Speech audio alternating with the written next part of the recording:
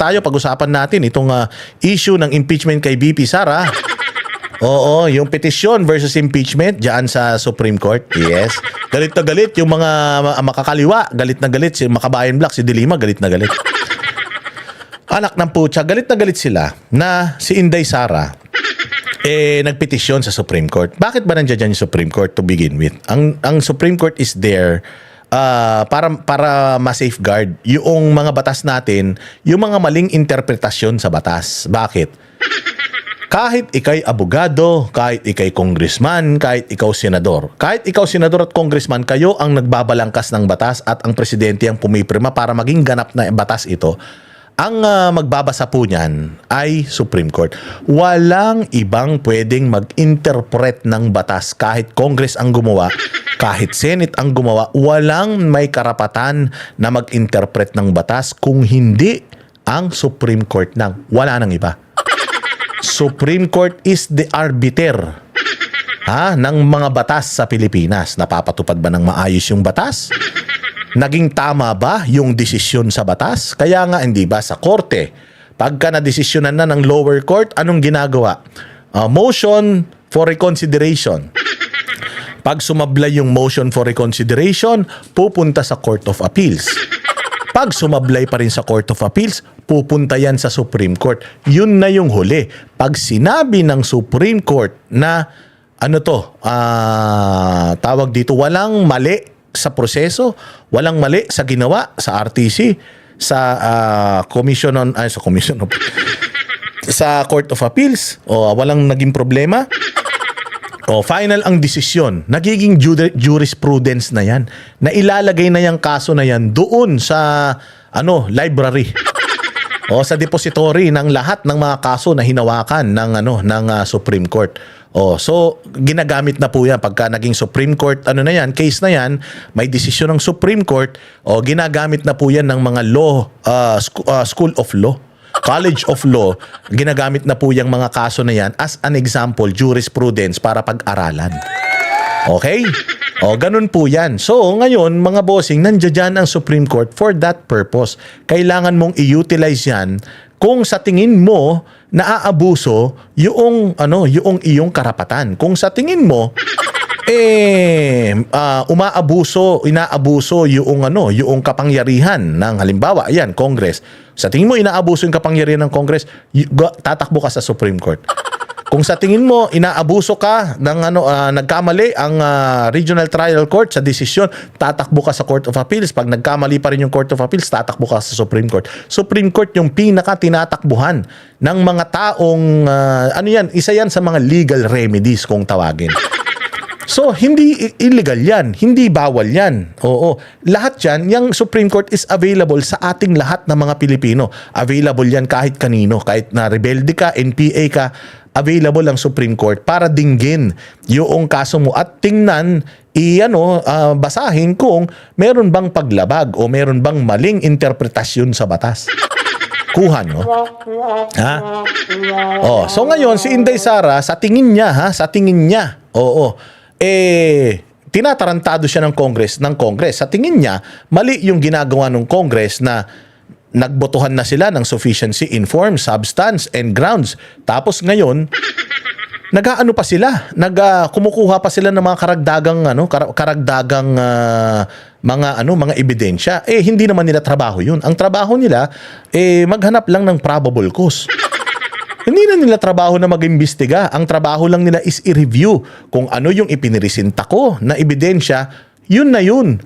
Hindi na kailangan tumulong ng Congress para madagdagan pa yung ebidensyang hawak ng mga nagsasampa ng kaso. Yung mga nagsasampa ng kaso, sila ang dapat magpresenta ng ebidensya. Hindi dapat tumulong ang Kongreso para madagdagan yung mga ebidensyang hawak nila dahil mahina.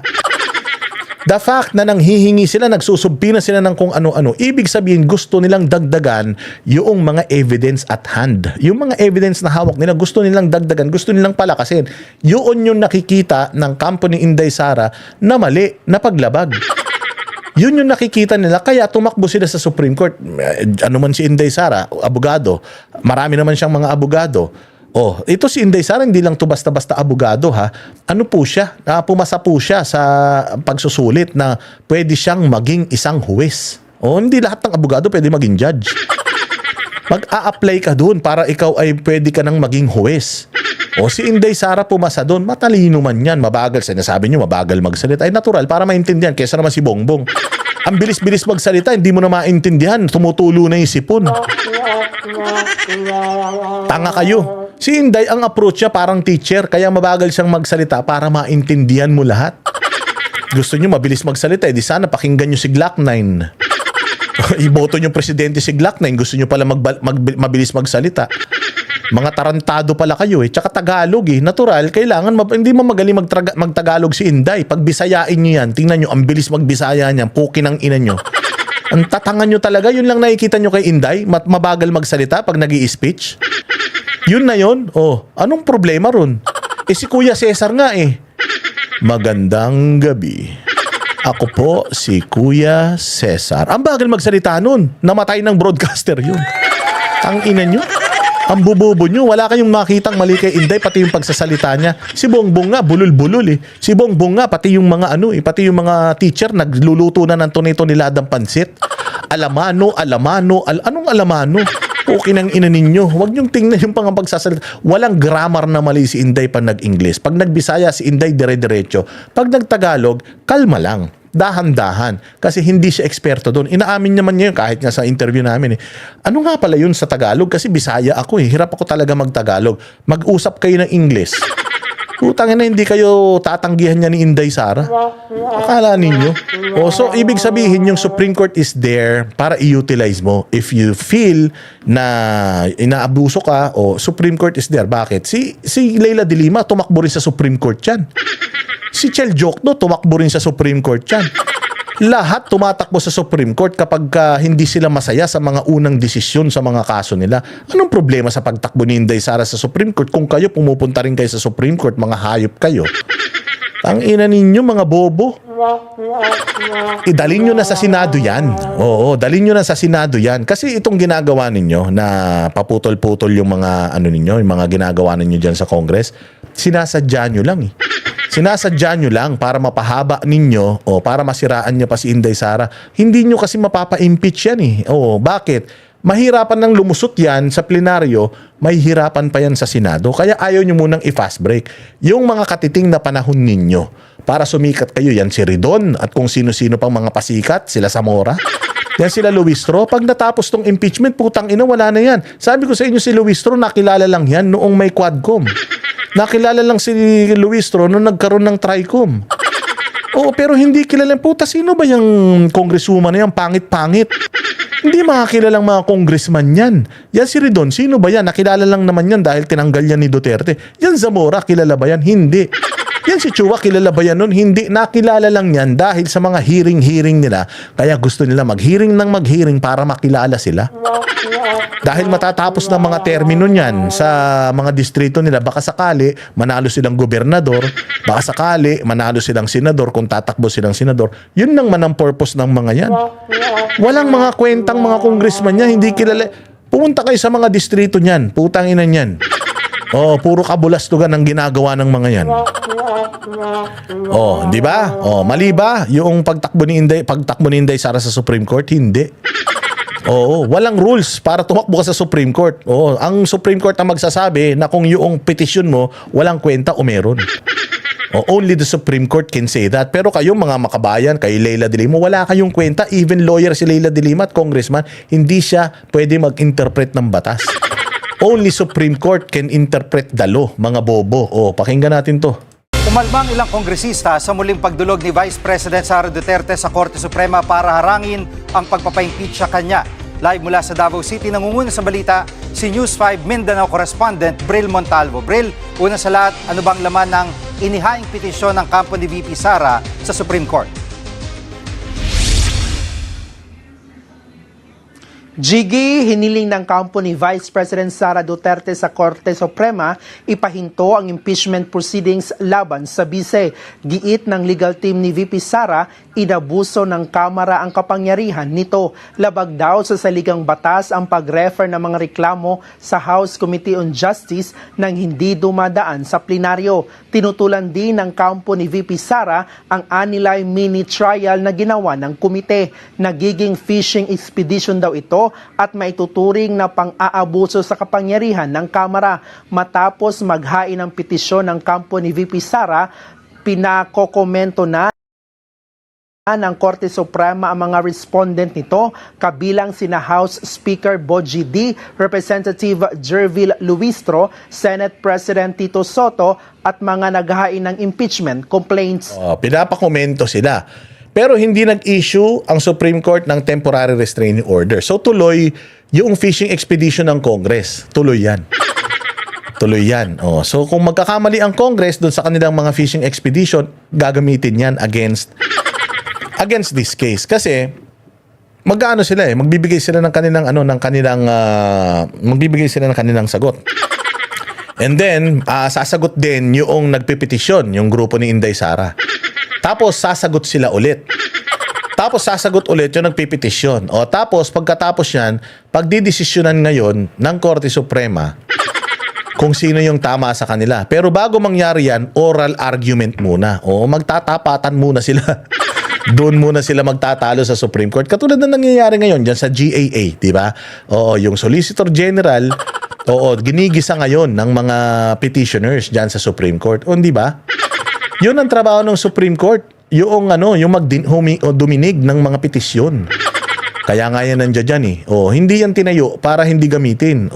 Ayan yung masama doon. Kung tumakbo dyan si Inday Sara, karapatan man niya yun. Hindi ba tingnan mo si Franz Castro. Si Franz Castro, na siya? Guilty na siya sa korte sa kaso ng child abuse. Anong ginawa ni Franz Castro? Tumakbo siya sa Court of Appeals. Kapag natalo yan ulit si Castro sa Court of Appeals, tatakbo na yan sa Supreme Court. Pukinangina ninyo. Lahat kayo ganun. Mga tarantado kayo. Alam nyo yan. May mga abogado kayo. Alam nyo yan. May mga kaso kayo. Hindi kayo natatakot sa korte kasi nga kaya nyong pahabain hanggang makarating na Supreme Court yan. Kasi nga, alam nyo rin sa Supreme Court, mabagal talaga dyan dahil sa dami ng hinahawakan nilang mga petisyon. Mga ulul. Patay na kayo. Hindi pa nadidinig ng Supreme Court yung kaso ninyo, so nasa laya pa din kayo kahit mga guilty na kayo, mga hayop kayo. Di ba ganyan ang ginagawa ninyo? So it's been there for a very long time. Hindi lang yan ngayon, mga tanga. Kung umasta naman to si Leila de Lima, parang ngayon lang nangyari yan, gago. Tagal-tagal nang meron yan. Jiggy. At anong mga reaksyon ng mga congressman dito sa petisyon ni VP Sara? Ayan ano sagot? Ang petisyong ito ay nakabatay sa maling paglalahad ng mga aktwal na pangyayari, maling interpretasyon. Putang ina ka. Hindi ikaw ang magsasabi kung mali na Supreme Court ka ba? At umiiral na jurisprudence. Ito ay malinaw na panlilinlang ng pangalawang pangulo. Kung sa tingin ng Supreme Court walang kakwenta-kwenta yung kinakaso ni Inday Sara, bakit pa kayo papasagutin? Ginagawa nyo yung tanga bobo katulad nyo, yung mga taga Supreme Court. Hindi naman abogado tong putang ina nito. Kupal. Akala mo malinis? Jiggy, para kay House Justice Committee Member Terry Ridon, mali ang interpretasyon ng kampo ng bise sa Hindi ikaw ang mag-i-interpret, Ridon. Kaya nga, dinala na yan sa Supreme Court kasi ang isang pwedeng mag-interpret, Supreme Court. Hindi ikaw. Kaya hindi mo pwedeng sabihin na mali yung interpretasyon nila. Because pwedeng mali din yung interpretasyon mo. Kaya nandiyan yung Supreme Court para mag-interpret sila lang. Wala nang iba ang pwede, hindi ikaw. Tanga. Sitwasyon na malinaw raw na panlilin lang ang ginawa ng kampo ng bise. Hindi raw totoo na hindi ang plenaryo ang nag-refer na mga reklamo laban sa bise sa House Justice Committee. Nangyari raw ang referral noong February 23. Wala rin daw paglabag sa one-year bar rule o yung patakaran ng isang beses lang pwedeng mag-initiate ng impeachment proceedings laban sa parehong opisyala. Natural yun ang sasabihin nyo, walang paglabag. Putsang ina. Kayo yung gumagawa ng paglabag, alam mo, umamin kayo. Meron ba kriminal na amin sa mga kasalanan ginagawa nila? Hello?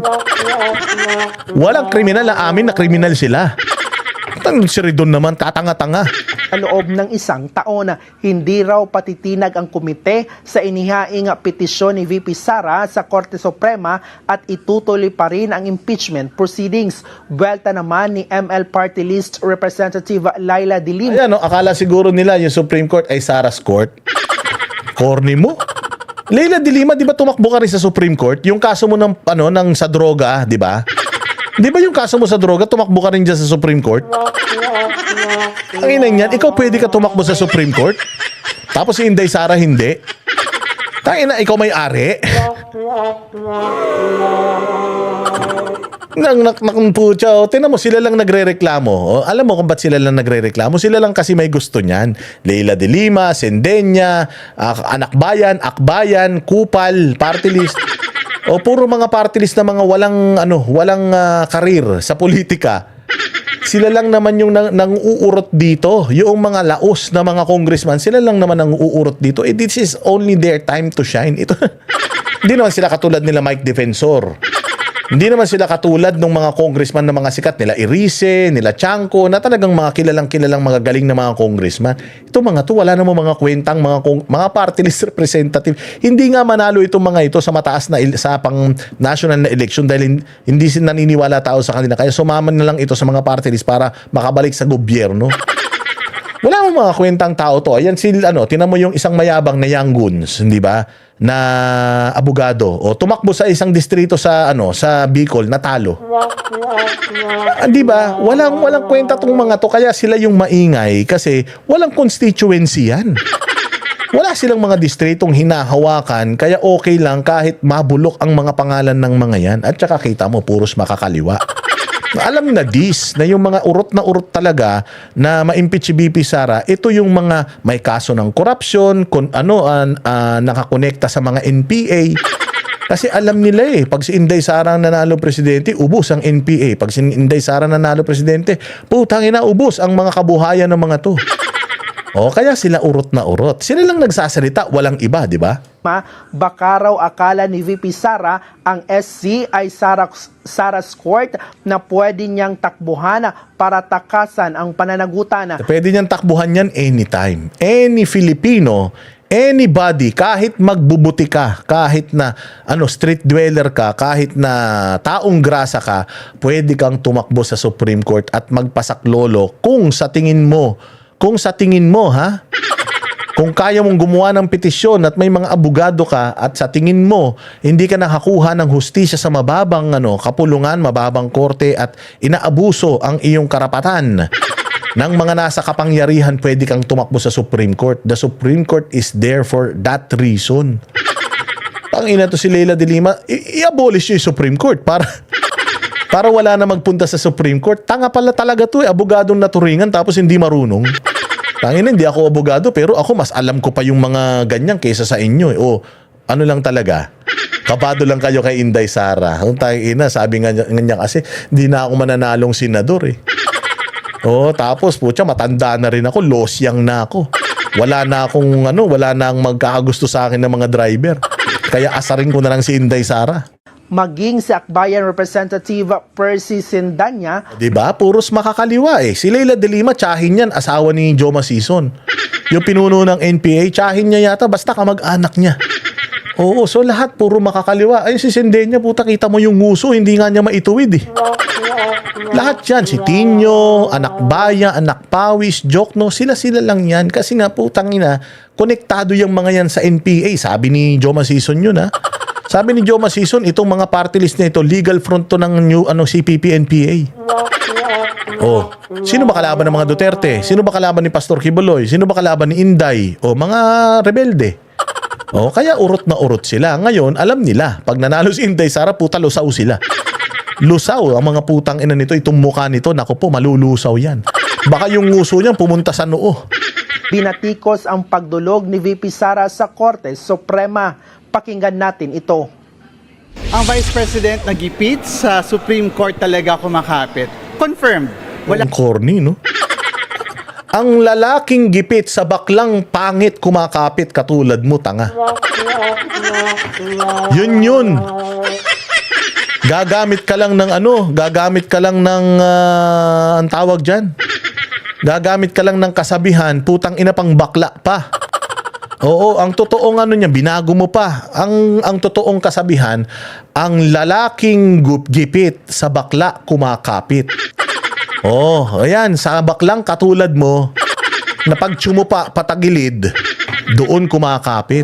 Tangina, ginamit mo pa kay Inday Sara, ipambakla yan.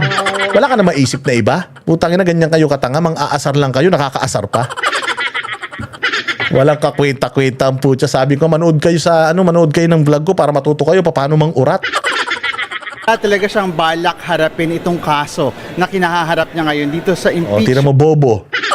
Wala daw siyang balak harapin yung kasong kinakaharap niya. Pugin ang ina mo, bobo ka. Kasong kinakaharap, wala siyang balak harapin. Kinakaharap niya na, wala pa siyang balak harapin. Tangina, bobo. Paggamit mo pa lang ng wordplay, hindi ka na marunong eh. Hindi ka pa pwede. Sindi niya, hindi ka pa pwede sa bardagulan. Puta, tanga ka. Wala siyang balak harapin yung kasong kinakaharap niya. Kinakaharap na nga niya, hindi niya pa haharapin. Tangina, contradicting yourself, bobo. Tangina ninyo, bumalik na kayo sa bundok, magtanim kayo ng kamote ron. Sa House of Representatives. Alam natin na talagang desperado na sila, natatakot na lumabas ang ebidensya, natatakot na lumabas ang katotohanan. Ang itim ng ipin, no? Wala bang pandintista mga putang ina niyan? Bigyan ko kayo pandintista, magaling yung dentista ko, tinan niyo yung ipin ko. Ina tong mga to. At Bril, Ang babaho. nagkaroon ka ba ng pagkakataon na makausap si VP Sara tungkol dito? Jiggy, hindi na nagpaunlak ng panayam sa media si VP Sara, pero nauna nang nilinaw ng defense team ng bise na hindi umiiwas sa proseso ang Yes. This is not about avoiding the process. This is about ensuring that the process itself complies with the Constitution. And the only way para malaman mo if it complies with the Constitution, Supreme Court ang magsasabi whether Inday Sara, you are in the wrong here and Congress is tama. So, denied. It's the Supreme Court. Kapag sinabi ng Supreme Court, wala magagawa si Inday Sara. Inday Sara is not there para magpasaklolo. Si Inday Sara is there para malaman whether at mapatunayan yung kanyang paniniwala na mali ang ginagawa ng Kongreso at hindi tumutupad ang Kongreso sa mandato niya.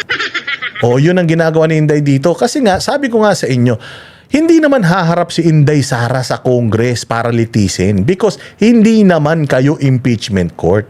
Ang Kongreso po ay investigador. Okay? Ano sasabihin nyo? Oh, kaya nga sila nag-iimbestiga. Hindi.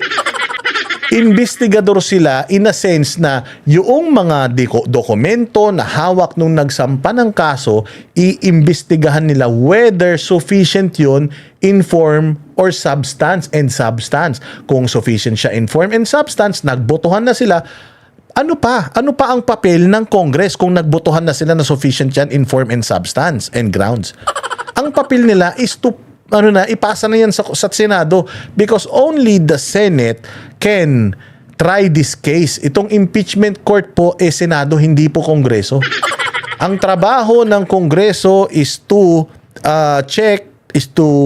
confirm whether sufficient siya in form and substance at may probable cause. Nagbotohan na lahat bumoto pabor na may probable cause at sufficient in form and substance Ano pa investigasyon ginagawa nyo? Sabi ko nga sa inyo kung halimbawa, nag-imbestiga kayo, nagpatawag kayo ng hearing diyan, tapos umattend sila lahat.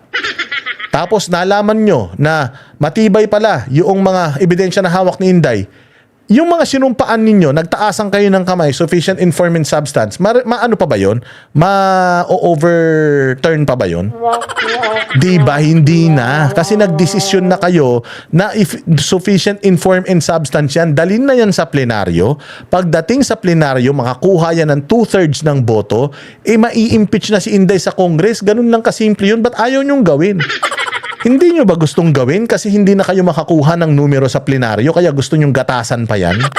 Gusto nyong pagkakitaan pa yan? Kasi sabi nila nung nakaraan, yan daw hearing, kada hearing may bayad daw yan. Totoo ba yun?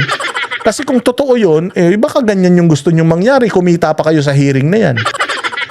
Kasi kung talagang nagmamadali kayo, gusto nyo nang ma-impeach Inday Sara, plain and simple, dalhin nyo na yan sa Senado. Yung Senado lang magsasabi whether may impeach siya or hindi. But the fact na hinuhold nyo pa yan sa inyo, the fact na inaano nyo pa yan sa inyo, inaalagaan nyo pa yan, baka mamaya pagpasa nyo sa Senado, tapos na naman yung session. Baka mamaya pagpasa nyo sa Senado, magbabakasyon na naman, sasabihin nyo na naman, ba't hindi nyo pa tinatakil yan? Ba't hindi pa kayo sumumpa? Ganyan yung ginawa nyo nung nakaraan, pinasa nyo last minute, tas gusto nyo madaliin yung Senado. Ngayon pa lang maganda ang haba pa ng panahon, bago pa mag-December magpasahan ng certificate of candidacy, simulan na yung impeachment proceeding sa Senado. Ba't ayaw ninyo? Sinasabi nga ni Inday, I'm ready for a bloodbath. Dali na natin sa Senate yan. We've been ready and we've been practicing for how many years already? Tara, let's bring it on. Dali na natin doon. Pero nung nakikita nila na, teka, puta, tinatarantado tayo rito sa Congress, antay tayo ng antay, dali niyan dito sa Senado, putyang ina, iniipit nila sa Congress. Uy, lumalagpas na sila sa mandato nila. Putya, yari kayo, mati-technical na naman kayo niyan. Tapos pag na-technical kayo, nagdesisyon ng Supreme Court na mali yung ginagawa nyo, sasabihin nyo na naman na yung Supreme Court maka-Inday Sara.